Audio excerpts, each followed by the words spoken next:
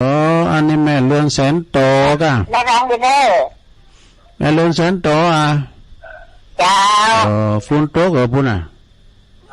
มีแต่มันฮ้อนตอนนี้ก็ฮ้อนนั่นเนาะโอ้หายไปจากหลายเสาเลยนะตัวลุงก็ติดศาสนกิจนะกะสำเตอก็ไปหันไปเธอจอยวัดจอยว่าไปเนาะเตอก็อันนั่นจ้าจะเน้นหลักเตนพองทันมหาพองไงกะจ้า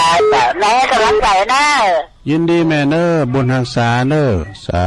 เจ้าสาธุเจ้าพระครูกับมันกันเนอเห็นแน่เสียตัวเนออันเจ้าขอบคุณเจ้าสวัสดีปีใหม่โดยปีใหม่เมืองเอาแล้วศรัทธาญาติโยมแต่เดี๋ยวเราฟังท่านอาจารย์ท่านพระมหาเสาแก้วพระครูปริยัติรัตนโชตในธรรมะเพื่อชีวีต่อเนาะตลุงก็จบเวลาพอดีก็จะขอนำรายการจากลาศรัทธาไปก่อนเลยวันเสาร์หน้าก็มาฟังกันทั้งหมายขอบคุณเจ้าของสถานีตุคืนโดยเนอที่เป็นลิงสัญญาณไป